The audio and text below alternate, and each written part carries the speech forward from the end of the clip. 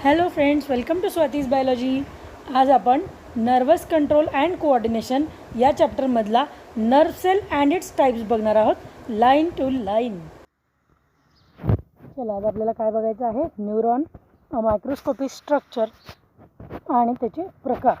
काही प्रकार जे आपल्याला चॅप्टरमध्ये दिलेले आहेत ते लाईन टू लाईन आज आपण बघू. त्याच्यासोबत तुम्हाला व्हिडिओ लेक्चर सेपरेट मिळणार आहे ऑन बोर्ड. ठीक आहे? Okay. So line to line. A neuron is a microscopic structure composed of three major parts, namely cell body, dendrites and axon. बनलेला आहे neuron, cell body, dendrites and axon. पुढे आपण diagram wise हे सगळे part बघतोय आता.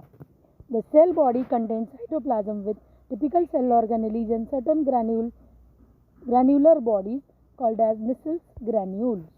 Okay. Cell body contains cytoplasm. काय असणार? ऑफकोर्स सेल म्हणल्यानंतर आता साइटोप्लाझम असणार, सेल ऑर्गॅनेलीज असणार. आणि हे असे स्पेसिफिक सेल्स आहेत की याच्यामध्येच फक्त निसल्स ग्रॅन्युल नावाचा प्रकार दिसतो. निसल्स ग्रॅन्युल हे काय आहेत? हे छोटे छोटे असे पार्टिकल्स आहेत ज्याच्यावरती रायबोझोम्स आणि प्रोटीन मॉलिक्युल्स आपल्याला दिसतात, जे की प्रोटीन सिंथेसिसमध्ये युजफुल होणार आहे. Okay. Short fibres which branch repeatedly and project out of the cell body. हे छोटे छोटे फायबर्स सेल बॉडीमधून बाहेर निघालेले आपल्याला दिसणार आहेत, त्यांना म्हणायचं आहे डेंड्राइट्स. पुढे आपण उरलेला पार्ट पाहू आता. Contain Nissl's granule and are called as dendrites. These fibres transmit impulse toward the cell body. Nissl's granule cell बॉडीमध्ये आहेत आणि जे छोटे छोटे फायबर्स सेल बॉडीमधून निघालेले आहेत त्यांचं नाव काय आहे? Dendrites. Okay. These fibres transmit impulses towards the cell body. फायबरकडून सेल बॉडीकडे इम्पल्स येतो. कुठल्या फायबर्स? डेंड्राइट्स. म्हणजे इम्पल्स कसा जाणार आहे? इलेक्ट्रिसिटी कशी जाईल? डेंड्राइट्स टू सायटॉन किंवा सेल बॉडी आणि तिथून पुढे axon. Dendrites to cyton, cyton to axon. Dendrites to cyton, cyton to axon. Okay. ठीक आहे. The axon is a long fibre, the distal end of which is branched. Each branch terminates as a knob-like structure called as synaptic knob, which possess synaptic vesicles containing chemicals called as neurotransmitters. आता हा part आपल्याला खूप डिटेलमध्ये बघायचा आहे, पण चॅप्टरमध्ये. Okay. सध्या आता याच्यामध्ये आपल्याला काय सांगते की प्रत्येक ब्रांच हे कुठं, मोठी जी लॉंग फायबर आहे त्याचं नाव काय आहे? ॲक्झॉन. ॲक्झॉनच्या शेवटीचे जे एंड्स आहेत त्यांचं नाव काय आहे? Axonal knob. आणि त्या एक्झोनल नॉबमध्ये काय असणार आहे? Chemicals which are the neuro transmitters. मग हे न्यूरो ट्रान्समिटर्स कशाच्या कामी येतात?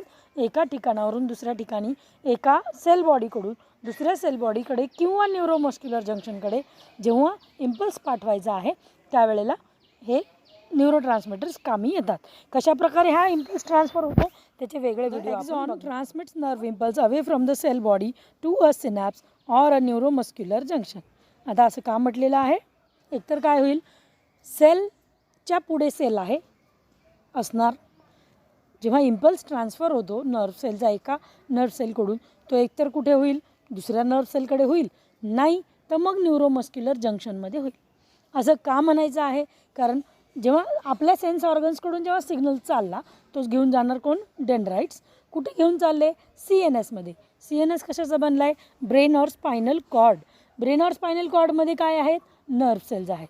म्हणजे मग नर्व सेल टू नर्व सेलच चालला की नाही इम्पल्स. मग जेव्हा मोटर न्यूरॉन्स जेव्हा रिटर्न सिग्नल घेऊन येणार, ते कुठे घेऊन येणार आहेत? They are bringing it to the effector muscle organ. म्हणजे काय? एकतर निघालेला जो इम्पल्स आहे तो एकतर पुढच्या नर्व सेलमध्ये जाताना दिसणार, नाही तर मग इफेक्टर मसल ऑर्गनकडे जाताना दिसणार, ज्याला की न्यूरोमस्क्युलर जंक्शन असं म्हणलं जातं. ओके. नर्व सेलच्या मध्ये जो गॅप आहे दॅट इज सिनॅप्स, आणि मसल सेलसोबत जे कॉम्बिनेशन होते दॅट इज न्यूरोमस्क्युलर जंक्शन.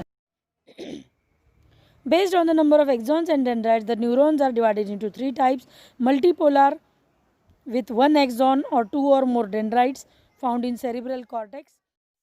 सायटॉन बॉडीमधून जेवढे प्रोजेक्शन्स निघणार त्याच्यावरून त्याचं नाव ठरणार. एक असेल तर युनिपोलार, दोन असेल तर बायपोलार, जास्त असतील तर multipolar. Bipolar with one axon and one dendrite found in the eyes.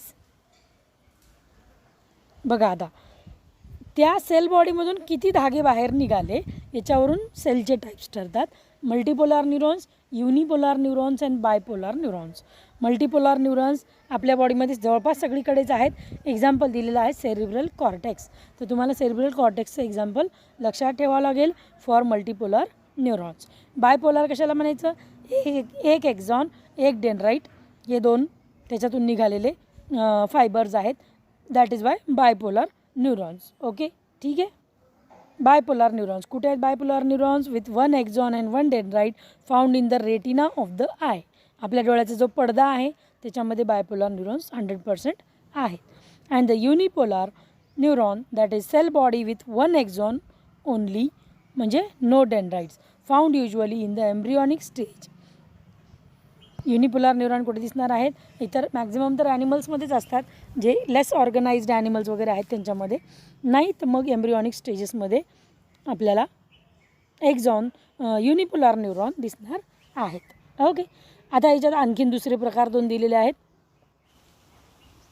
There are two types of axons, namely myelinated neurons and non-myelinated neurons. Myelinated nerve fibers are the envelope with Schwann cells which form myelin sheath around the axon. बघा आता एक्झॉन जो आहे, एक्झॉनच्या आजूबाजूला ह्या Schwann cells attached असतात. ह्यांच्यामधून निघालेलं secretion आहे ते जेव्हा एक्झॉनवरती कवरिंग करतं त्याला म्हणायचं मायलिन शीथ. ओके, म्हणजे काय? ज्याच्यावरती मायलिन शीथ कवर झालेला आहे दॅट इज मायलिनेटेड न्यूरॉन. ज्याच्यावरती मायलिन शीथ कवर झालेला नाही that is non myelinated neurons. Okay, ठीक आहे. Non myelinated neurons. मग मायलिनेटेड न्यूरॉन्समध्येच श्वान सेल सापडणार, नॉन मायलिनेटेडमध्ये सापडणार नाही. तर असं इंटरकनेक्शन दाखवून सुद्धा तुम्हाला क्वेश्चन विचारला जाऊ शकतो. ओके, ठीक आहे. Next line. The gaps between two adjacent cells of myelin sheath is called as nodes of Ranvier. Myelin शीथच्या मध्ये जो गॅप आहे त्याचं नाव काय आहे? Nodes of Ranvier. Okay. Myelinated nerve fibres are found in spinal cord and cranial nerves. कुठे आहेत myelinated nerve fibres? Spinal and cranial नर्व्सच्या वरती. Unmyelinated nerve fibre is enclosed by a Schwann cell that does not form a myelin sheath around the axon and is commonly found in autonomous and somatic neural systems. एकतर myelinated neurons outer रिजनला, peripheral रिजनला असतो बॉडीच्या, आणि दुसरं म्हणजे कुठे असणार आहे? Spinal आणि क्रॅनियल नर्व ज्या आहेत त्या मायलिनेटेड नर्व फायबर्सच्या बनलेल्या आहेत. नॉन मायलिनेटेड न्यूरॉन्स कुठे असणार आहेत? एकतर एकदम बॉडीच्या आतल्या रिजनमध्ये आणि ऑटोनॉमस आणि सोमॅटिक न्यूरल सिस्टीम याच्यामध्ये अनमायलिनेटेड नर्व फायबर आहे. आता ऑटोनॉमस म्हणजे कोणता? जो ऑटोनॉमस नर्वस सिस्टीम तयार करतो that is with the ganglions, parasympathetic ganglions and sympathetic ganglion. Okay, आणि सोमॅटिक न्यूरल सिस्टीम कोणाला म्हणायचं? जे बॉडीच्या सेल्सची रिलेटेड जी न्यूरल सिस्टीम आहे तिथं नॉन मायलिनेटेड न्यूरॉन्स प्रेझेंट असतात. ओके, याच्यासोबत आणखीन बरेच प्रकार पडतात नर्व सेलचे, जसं की स्पायनल नर्व आणि क्रॅनियल नर्व आहेत रिलेटेड विथ ओरिजिन. त्याच्यानंतर डिपेंडिंग अपॉन द फंक्शन आहे sensory neurons and motor neurons, हा पण एक प्रकार पडतो. तर असे ॲडिशनल जे प्रकार आहेत ते मी तुम्हाला बोर्डच्या लेक्चरमध्ये दिलेले आहेत.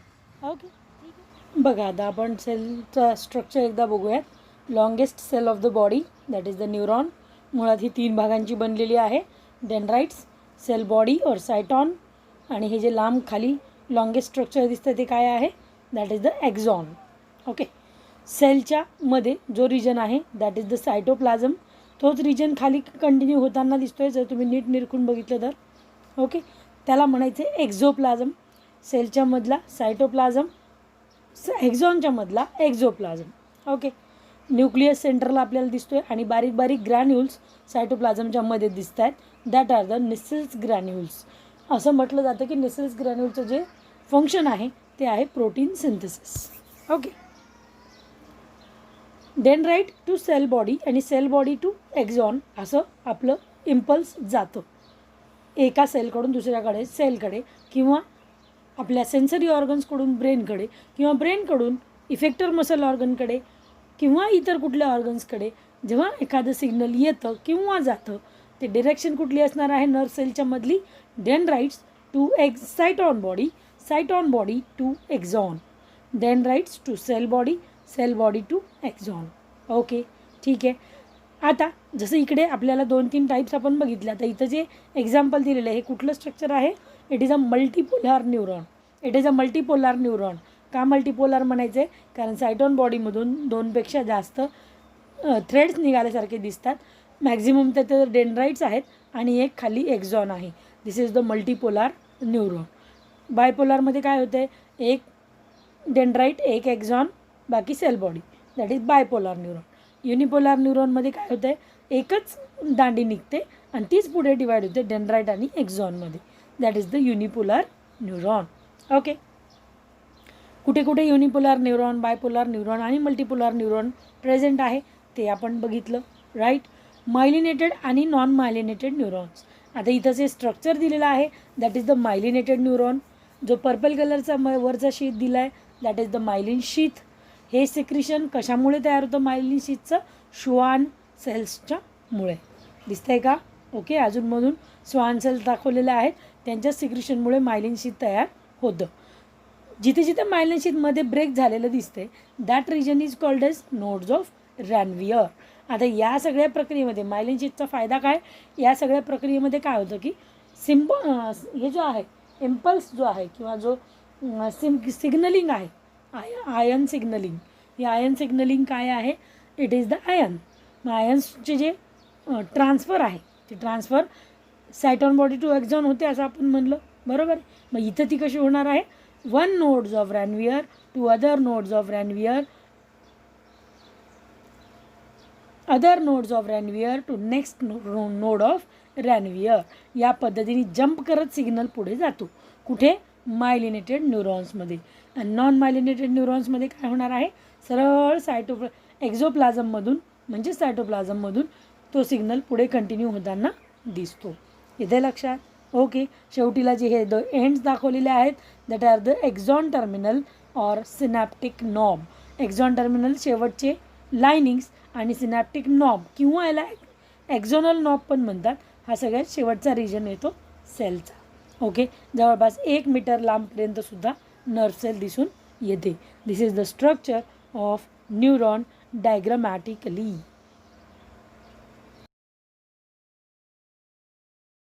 हे आहे आपल्या आजच्या लेक्चरचं कन्क्लुजन किंवा नीट एक्स्ट्रॅक्ट. हे पूर्णपणे लर्न करायचं आहे. माझे सगळे लेक्चर्स मराठीमध्ये असणार आहेत, त्यामुळे ज्या कुठल्या तुमच्या फ्रेंड्सला, रिलेटिव्सला मराठीमध्ये नीट बायोलॉजी किंवा NCERT बायोलॉजी अपेक्षित आहे, line to line reading and teaching with, त्या सगळ्यांना माझे व्हिडिओ शेअर करा, सबस्क्राईब करायला सांगा.